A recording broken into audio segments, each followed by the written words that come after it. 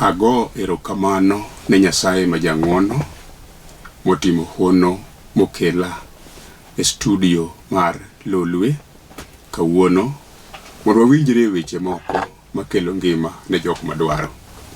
An mawuoyo kodi ni nyinga iluongo ni Bernard Otieno Wiso.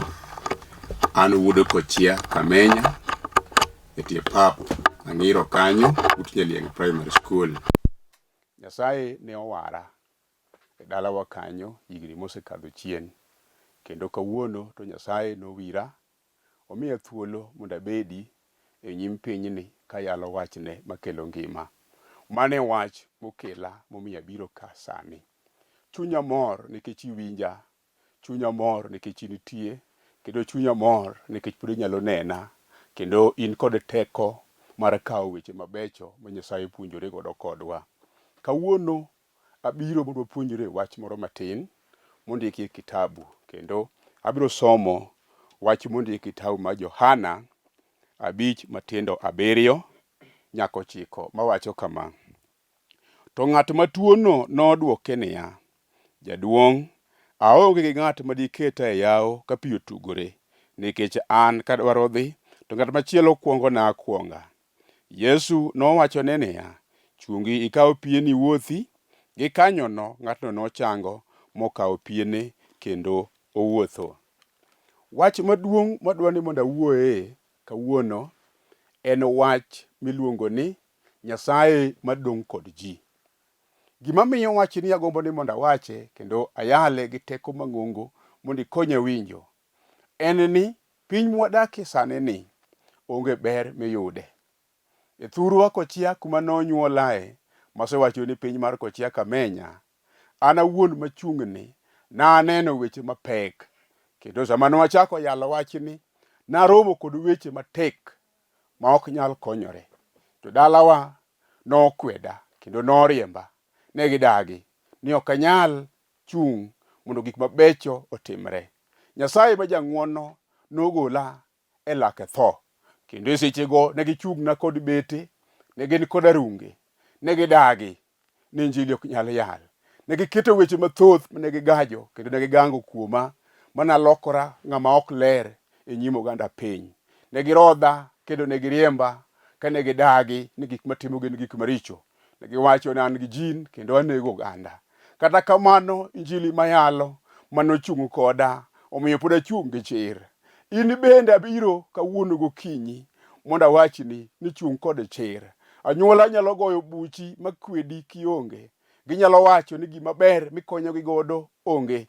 To adiera jachien nyalo chung'ie nyimi maketh gik mabecho te minyalo paro ni intiere godo. Kendo sama oketho gigo, idong' gi lweti kipenjori kiwuotho wang'a yo kichwado lweti ka gima ber minyalo timo koro onge. Mana kaka notimore ndalo ma Joshua koche noinga mar Jeriko, ne odinore kendo nolor matek ma onge gik maber manyalo donje kendo onge gima ber manyalo wuokie. Samoro ibe dala kata nyuola mi ae nyalo chalo kata gi marwa manokwedae kendo noriembae ni onge gima ber manyalo kelo e dalano, kendo an ji ng'iya kanena ni gik maricho lilo ema nyalo bet go. Kata kamano awuoro nying Nyasaye makelo ngima, Nyasaye ma janyalo, Nyasaye ma jatimo, Nyasaye mochung' kod ji. Kawuono abiro mondo chung' kodi, kendo abiro mondo arawni, kata bed ni osekethore, kata in king'iyo ineno ni anyuola ni kanyo gik maricho lilo ema nitie, kendo gima ber minyalo kele onge. Kawuono akelo Yesu jaber, osana Ruodh Muma, Nyasaye machung' kod oganda. Kadipo nono ni pod gi ng'ato miparo nyalo chung' kodi, to samoro wach mawuoye ni ok nyal donjo di maber, to wach mawuoye ni nyalo donjo ne ng'ato modong' kare kende.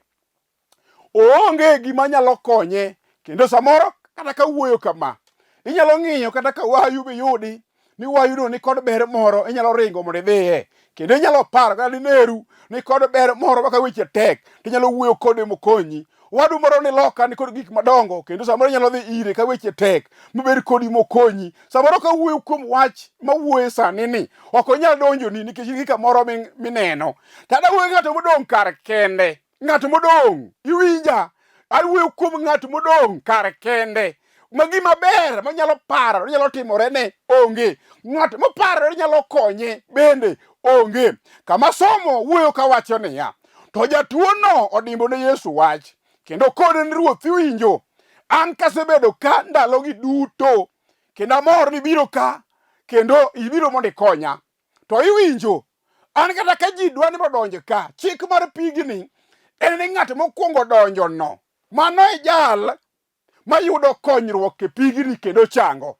To an kadwa donjo, to ji duto kata ng'at machielo kuongona, omiyo sadak ka higni marabora. Jal ni timo nende ne Yesu ma ja Nazareth. Ok ong'eyo jal mawuoyo godo no. Osana Ruodh Muma ni kod teko nigi nyalo chung' kode. Iwinjo, ok osekethore maditam Yesu loso.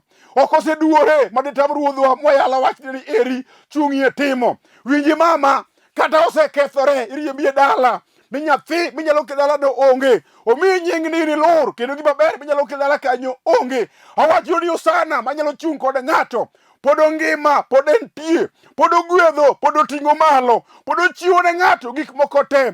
En ema nogwedho Sara koseleo kod weche matek mag migumba. Nolwar kanyo sama owinjore, kendo sama nokone ni higa manyien sama kama ka waduogo, to nyathini ka ne ok ong'eyo.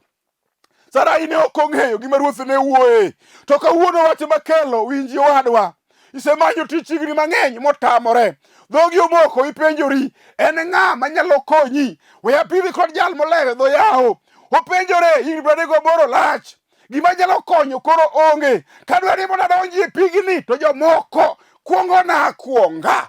Yesu to kone niya, ok odeure ni chandruogno isekadhe kata isebede higni maromo nade. Ok odeure isedako kikoyo kionge kod ot maber higni maromo nade. Ok odeure ni tuono osesandi maromo nade.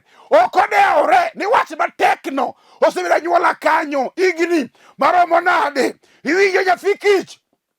Ok odeure ni sethagori maromo nade. School fee onge, idong' kanyo kidhier, oganda nyieri, giwacho ni ok nyalre. Awacho ni kajacher, Yesu mwayalo wachne, omuga noga ng'eye, otimo gik madongo, obiro timo ni sani. Ok odeure ni wachno osewachi, ji osenyiero gi nini kibiro irgi, ginyiero ka giwacho ni ng'at malong'o, to kikalo gikuodhi ka giwacho ni makane nokadho no, gima kama to tamore ae kit ngimane.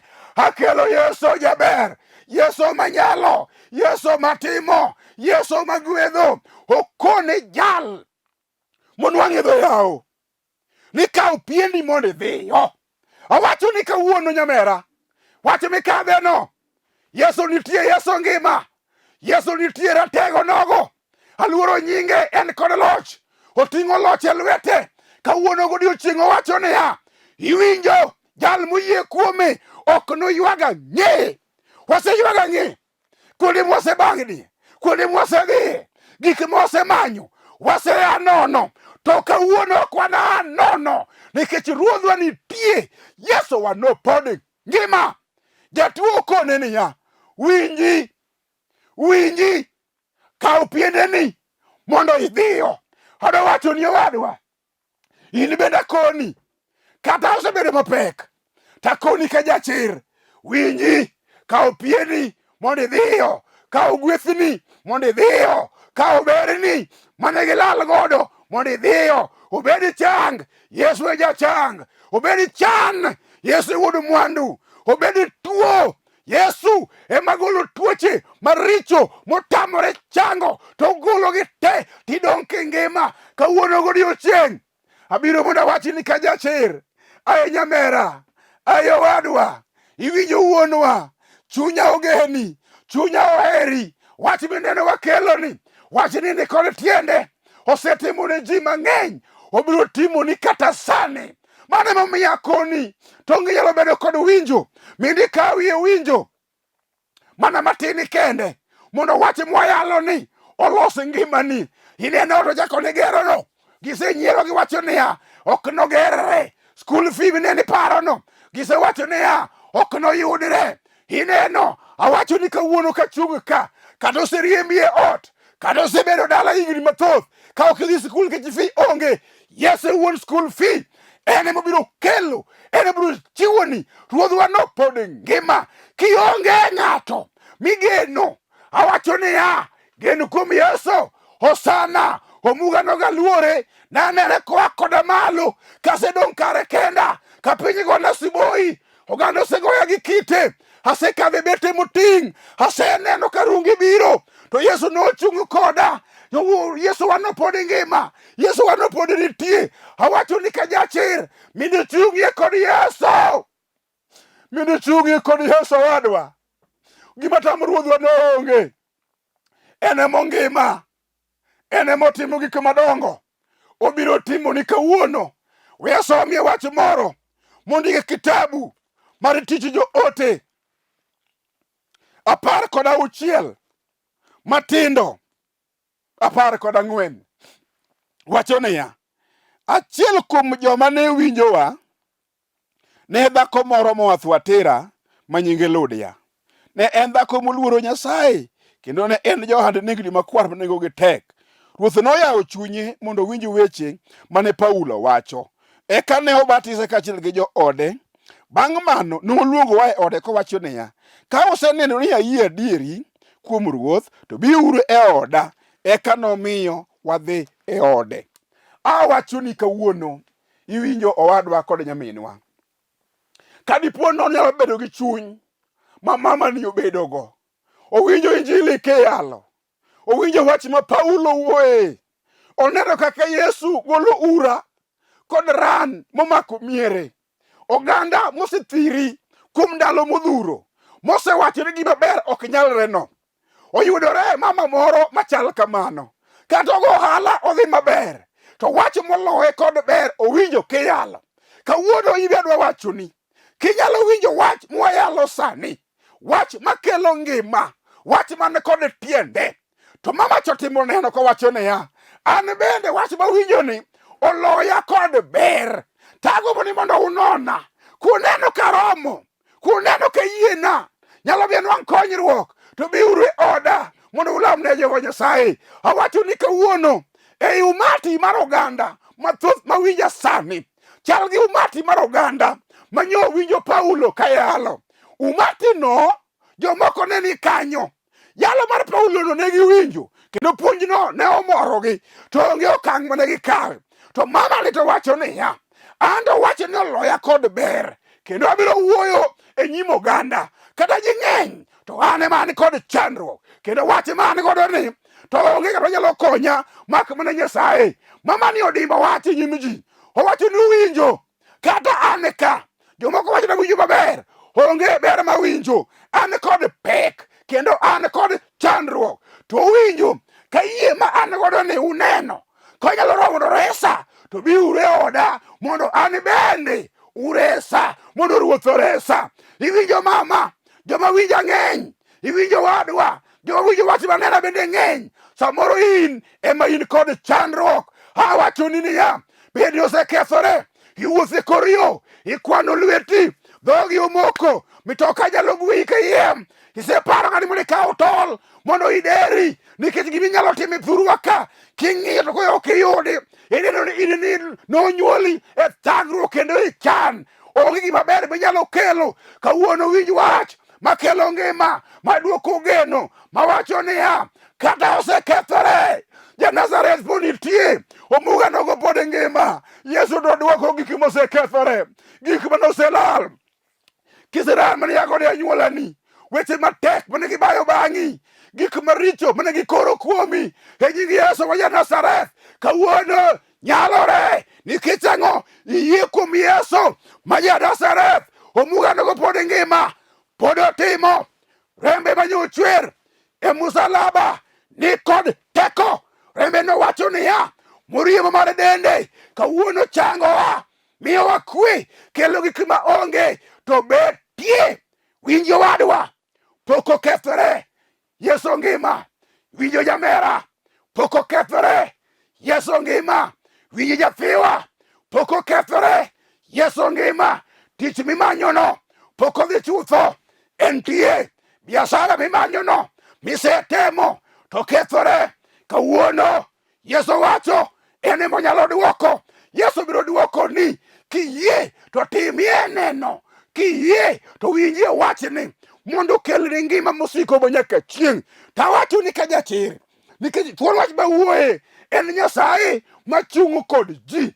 Parie kaka nochung' kod Ayubu ndalo marabora, osebedo piny kotuo ka ok onyal gimoro, enie buru, ong'olore kanyo, adhonde ni e dende, osiepene biro wachone weche matek, chiege bende kone wach matek, to nosiko kuom Nyasaye. Ne ok owacho ni Nyasaye onge mondo otim ne chiege owachone ni mondo yany Yeso kata yany Nyasaye mondo tho. Nosiko kowacho niya, rinda gi Nyasaye to onge gima rach, Ruoth biro duoko. Kawuono awacho ni samoro an aonge duoko, Yeso nigi duoko. Samoro onge wach maber biro chiwni, to Yeso nigi wach maber biro chiwni kadho kuom dhoga. Awacho ni ka jachir iwinjo gik misemanyo te, be kata keyo kes manie kot moseleo modonjo ni kojigni wach, Yeso nigi duoko. Obiro ng'ado ni bura kare, obed gima nade mosetimore ma chunyi wacho ni niya, an gi kora onge, kata ber ma jochiwe thurwa ka, kata kora ae, kata kora tho, ok ibi tho. Yeso nitie, en kod duoko. Mama chakone niya, piny ni kang'iya to wacho na winjo maber, to an to ok awinj maber. Nikech ang'o? Aonge kod ber ma piny nochiwona. Tawacho ni ka jachir, Yeso wano eman kod duoko. Kawuono adwa somo wach achiel matiko godo kata walamo kodi Nyasaye. Ruodhwa no eman kod wach manyalo chiwo duoko. Nyasachwa no pod ngima, iwinjo nyamera kata ionge gi nyathi, Nyasaye ema ochiwo nyithindo, en ema ochiwo nyithindo, en ema kod gik mabeyo ma ji dwaro kuome. Iwinjo chandruok osegoni ageng'a, king'iyo koni onge ber, king'iyo kocha onge ber, idong' ka dhogi omoko. Akoni ka jachir, Yeso wano ema ni kod duoko, obiro chiwo ni. Samuel mokwongo 2 Matinda boro wacho niya, ogolo jachan buru kendo oting'o ng'ama odhier malo e pidho yugi mondo mi bede kom moyiedhi kaachiel gi ruodhi. Mise mag piny en mar Ruoth Nyasaye kendo jopiny kuome. Awacho ni ka jachir iwinjo onge jal machielo man kod duoko mak mana Nyasaye ema nyalo goli e pidho yugi piny kama ji osenyerieno, kama ji oseweyie, kama ji osewacho ni ok inyalieno. Ruodhwa biro goli piny. Nyanene kotimo ne ng'ato Kapsabet kuma nywadhi e yalo Yeso, ogolo mama chechu e piny lo to kele malo. Awacho ni ka jachir kawuono ke janeno kuom wachno, an gi yie biro timoni, bedie kod yie in bende mondo timni, nikech ongima kendo tiyo. En ema golo yie pidh yugi to ting'o malo. Ka iyie nobiro timoni, to akwayi kuom ng'wono ni go chongi piny kama intie, kama iwinjaeno, kata in e ot, kata in e gari, kata in e ndege, kata in kuma nade, to go chongi piny kama intie mondo walam Nyasaye. Nyasach polo kod piny, Nyasaye ma janyalo, Nyasaye ma jatimo, Nyasaye ma gwedho, Nyasaye ma ting'o malo, Nyasaye ma nyatimo gik madongo. Timne mama ni kod wadwa, ikel kwe kod ng'wono, ing'eyo chandruok mokadhe, in maloch en mari. Nyasaye gwedhe kendo ting'e. Owacho no onge ng'ato manyalo gole chandruok mak mana in kendi. Anyuola osewe, owetene osewe, nyithindgi oseringo, odonge kende. En ng'ama nyalo rese. Ruoth rese kawuono, gole chandruok ma entiereno. Bed wach matek machalo dare maonge duoko, Ruoth chiwne duoko kawuono, mondo nyingi opaki. Alami ka yie ni setimo e nying Yesu Kristo ma jawarwa. Amen. Mana kaka wacho, nyinga en Bernard Otieno Wiso. An pastor e kanisa mar Foundation of Eternal Life Church. Headquarter wa mar kanisa wa ma Nairobi region ka ni Dandora phase 5. E Nairobi ka kiwuok Joy Villa tiluwo ndara madhi AP line, wantiere but skul moro ni Samlis Education Center. Kendo bishop marwa Lord Julius Otieno ma wuod Dondi en wuod Game. Nyasaye mondo gwedhe kama entie kum timo Nyasaye omiye. Akwayo wadwa, bi mondo lam Nyasaye. Kanyo wantiere gi jodolo ma Nyasaye oyiedho. Kendo Nyasaye chwano osetimo gik madongo, obiro timoni. Warwaki mathoth kendo nying Nyasachwa mondo nwang' duong' kibiro e sa asaya. Wan kod wadwa Andrew Otieno Wuonda ni kanyo bro lamo ni Nyasaye, kendo wadwa Barnabas Otieno ma wuodo uma be nitiere kanyo. Nyasach polo kod piny oseumowa kanyakla kod tich Nyasaye. Akwayi kuom ng'wono ni mondo ibi wati tich Nyasaye kendo walam ni wach moro amora machandi. Nyasaye no biro chung' kodi kionge ng'ato kaka wadwa chenyo onge ng'ato. Wabenyo wafwenyo ni waonge kod ng'ato madikelni waber. Ibebe ni fwenye ni kadi onge kod ng'ato, Nyasaye no nitie, en ye ng'ato. Ruodhwa no nitie, en ye ng'ato. En emo nyalo chung' kodi ka weche tek, en emo nyalo chung' kodi ka ok inyal, en emo nyalo chung' kodi sama weche osebet moko ma ok ni kare nyimi. Bed wach matek machalo nade, Nyasachwa no nitie, pod ngima, pod ogwedho, pod oting'o malo. Mindi ka okang' mar yie mondo itim yene ne Ruoth. Kata onge ng'ato to ito initie, timne gik madongo mondo Nyasaye ineko ani malo mondo timne gik madongo. Nyasaye mondo ogwedhi ahinya, kendo kendo namba na nitiere kanyo madhi piny kanyo no ine kendo go mondo walam Nyasaye kanyakla. Nyasaye mondo ogwedhi ahinya. Amen.